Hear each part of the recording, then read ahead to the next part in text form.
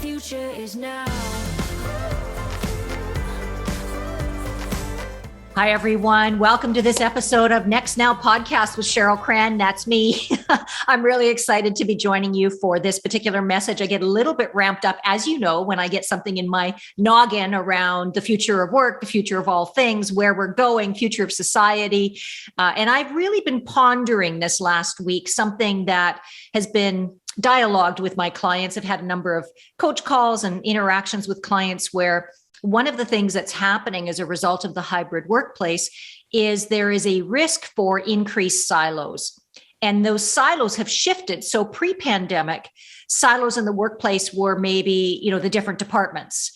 Now, post-pandemic, because of hybrid, the silos have been amplified.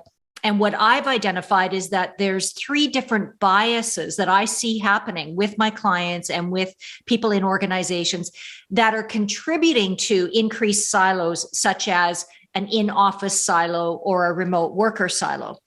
And with all my work, I think that one of the biggest opportunities for all of us as human beings, as individuals, is to really look at what is causing us to think a certain way? What is shaping our mindset?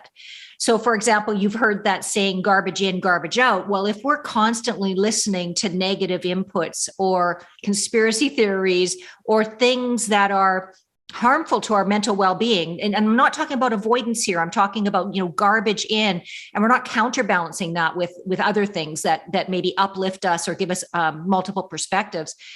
What happens is we get into these mindsets that become almost, rooted or stuck in a particular perspective. And when we get stuck in those perspectives, inevitably it alters our behavior. And it takes a great deal of self-awareness to be able to monitor our mindset. But then in addition to monitoring our mindset, be willing to challenge our own mindset around what we see, what we believe, what we think is true. And then the next step to that is to challenge our behaviors, to take accountability, to take responsibility for our behaviors. That's where we're going. And I think this isn't, just for the workplace. This is for all of us in our lives, in our relationships, and having that personal responsibility. I mean, right now, as I do this podcast, we've been very globally aware of the war in Ukraine and all of the impact that has on all of us. And sometimes the paradoxes of life can be challenging to make terms with. For example, we've got global war, and then we're in our own corner of our own world, perhaps with, a roof over our head and food to eat and people in our lives that are still alive. And so that paradox can be challenging to navigate. And at the same time, our mindset on how we view these things, the willingness to look at our own personal realities. Where are we at war with ourselves? Where are we at war with others? That whole saying, peace begins with me or within ourselves, is no more true than it is when we're experiencing global conflict. And so I don't know about you, but I do struggle with, what's the relevance of my work or what I have to say, given all these things that are going on in the world. And at the same time, I find that I also have to focus on what I can contribute and what my mindset is sharing with others and how I'm sharing my thoughts so that I can add value and goodness to counterbalance some of the challenges that we're all facing. So in other words, we're dealing with reality, but we as individuals are taking personal responsibility for our mindsets and for our behaviors. And I really believe, and this is why my work has been around leadership and the future of work for over 2 decades, is I really believe we can change the world through business. In other words, if every individual within an organization takes personal responsibility for their mindset and for their behaviors, we're going to transform our lives because work is such a big part of our identities. So I wrote a LinkedIn article recently about this, about how collaboration can only be enhanced if we upgrade our mindset and be aware of our biases. And there's 3 biases that I identified. The first is location bias. And location bias in hybrid means we're either biased towards in office. In other words, a lot of traditionalists or baby boomers are biased towards this in office is better. And by the way, I would say that is a contributor to a pre-pandemic toxic workplace culture, which is as long as leaders could see and control behavior, then somehow work was under control. Well, what the pandemic proved to us, and I've said on previous podcasts, is that hybrid is here to stay, remote is here to stay. control is shifting. It's distributed power now rather than the people that have the say within the office. So if you have a location bias that in office is superior, that's going to impact your behavior. And I'm going to give you more examples here as I continue.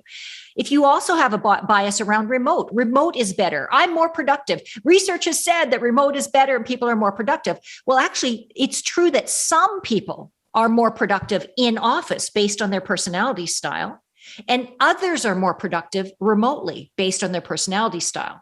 Ideally, hybrid means we get to have both. We get to be in the office to meet those social needs and to have those really important in-person gathering discussions. And then we can leverage remote, leverage technology for us to stay connected and to carry on what it is we've done when we've been in the office. So that location bias, and I want you to think about this right now. Do you have a particular bias around in office is better, remote is better? And just take a moment here to think about why. And I can promise you it's linked to your personality preferences. So for example, more analytical types prefer to work remotely, less interruptions, less having to deal with people. And I say that not as a negative, but more as a reality. That's their personality preference. Social personalities prefer in office. Why? Because they get energy from other people's physical proximity. They want to be in the action. They perceive it as superior. The challenge is when we think that our way is superior, that's what creates those silos. And that's what creates those mindsets that then separates us from each other versus unites us. So that location bias is something that we want to be really, really cognizant of and notice when we are getting caught in that. And I'm going to give you another leverage to that. So the next bias is the distance bias. So let's say, for example, in hybrid that you choose to work primarily in office.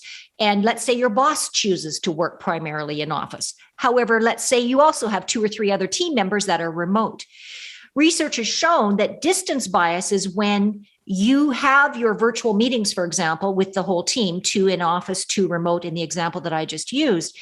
But because your boss is there in your same location, and because they're maybe just down the hall, you will continue conversations beyond that virtual dialogue. And what happens with distance bias is we forget to say to ourselves, wait a second, do we need to bring in Sue and Leonard on this because they weren't here for that dialogue? We had it, but it's critical to the project moving forward, or it's critical to the team being informed of the same thing at the same time. Now, by the way, that doesn't have to be onerous. You can go into your team's chat and just say, hey, we just had a quick side conversation about X, Y, and Z. Want to make sure you're in the loop. It could be a quick email. Whatever it is, we have to be aware of distance bias. Now, conversely, if you're remote, and let's say you've had a remote conversation between yourself and one other team member, but you haven't informed the in-office team, again, you've created a silo outside of the team. So distance bias is something that is a true direct result of hybrid workplace. And we want to be aware of when we have that at play in our mindset. And then I think what's really important is to recognize this final bias that I want to share with you on today's episode, which is importance bias. Now, this one's tied to ego. So every single one of us, by the way, you can't be human without ego. And for those of you that have sought the path of enlightenment, I surely have for many years, not there yet, but I'm on my journey. But when you're on that path to enlightenment, you know that ego can be villainized. It's like, oh, you need to let go of the ego and everything will be wonderful. Well, actually, that's untrue. Spiritual experts like a Deepak Chopra or Marianne Williamson, who I really appreciate and think that their insights are very valid, say that we're actually on the path of integrated enlightenment, which means we recognize our ego. We recognize how our ego wants us to behave in a certain way, which is for self-protection and for self-importance.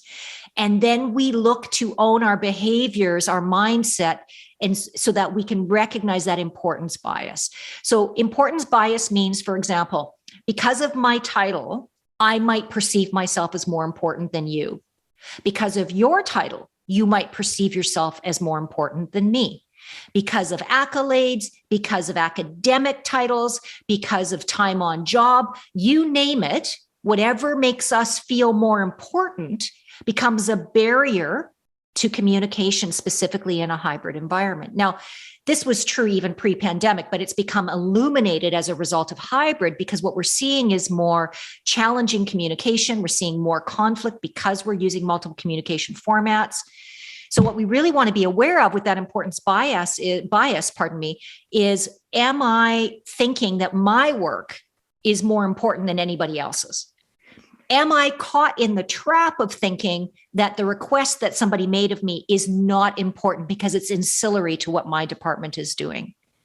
I'll give you a quick example. I'm working with a client where one department is very focused on IT, digital transformation. It's a huge project. The scope is large. There's a lot of moving parts. It's a heavy duty project. And there is somebody on the people side of the business who's been making requests of that department because their role is to ensure that we focus on a people first future and that all of these things we're talking about here around collaboration and people working together more effectively and creating an inclusive culture are part of that people dialogue. And so this person in IT was dismissing, not responding to emails, saying no to direct requests for information. And the person in the people side was getting super frustrated. So in one of our coaching dialogues, I said, let's just take a step back and look at this through the lens of there's an importance bias going on here in this dynamic. It's happening for both people, not just one. And often that's the case. So it's not that we place blame on a single person's behavior. It's that we observe the dynamic, we observe the situation, and we own our part in that situational dynamic. So in this case, I was talking to the people person. I was able to help that person see that what was happening here was both location bias, distance bias, as well as importance bias. And that the only thing this person had control over was to bring it to awareness. And so this person did. It was their responsibility to bring it up because they were the ones that were bothered by it. They did bring it up to the IT department leader. The IT department leader immediately took personal responsibility and apologized and acknowledged that what they were perceiving was they were so focused on this digital transformation project, they didn't have the time to answer this person's questions. And they didn't realize in the moment that by dismissing or not making the time, they were actually shifting into what I'm doing here in IT is far more important than what you're doing over there in the people side. Let's just take a pause here, because when we talk about human behavior like this, we can all recognize ourselves in every single example that we give. And by the way, because I've written the book Super Crucial Human, because I've spent 2 decades on human psychology, human behavior, leadership development, I am constantly holding myself accountable to this as well. And it's not fun. It isn't, because you have to take that step back to go, wait a second here. Where's my part in what's happening here in this situation? How can I communicate differently? How can I elevate my perspective of this other person? How can I, rather than blame or villainize the other person and make them the enemy, how can I see it through a lens or perspective that allows me to see that we're both wanting to achieve things in our own departments? How can I recognize that my behavior is contributing or has created a silo? Those are the types of questions that we need to be asking ourselves. And while it's difficult to own our personal behavior, there's nothing more empowering and there's nothing more linked to evolution and growth. And what I know for sure, what I know for certain is, as human beings, we are at our most alive, we are at our most evolved when we are growing and learning. And so the moment where we say, I've learned it, or it's their fault, or it is what it is, or I am what I am, those are all statements that are minimizing the opportunity to learn and grow. And for many of you who've read my work or have followed me on Instagram or YouTube or LinkedIn, you know that I'm all about a shared leadership future. I'm all about the me to we. And one of the biggest evolutionary opportunities for all of us is to shift into that consistent learn mindset. What am I learning from this challenging situation? So in this episode, I really wanted to amplify the challenges that hybrid's creating, in that it can create even more siloed thinking. It can create mindsets that get stuck in biases, such as location bias, distance bias, and importance bias. We need to continue to self-evaluate, become more aware of how our behaviors are contributing to the collaboration that we're experiencing in the workplace. So I'm really, really happy that you joined me for today's episode. I hope you got a few nuggets that you can apply right away to your life and to your work. And I wish you all the best. And if you want more information, please go to nextmapping.com, join me on LinkedIn, join me and subscribe on YouTube as well. Take care. All the best.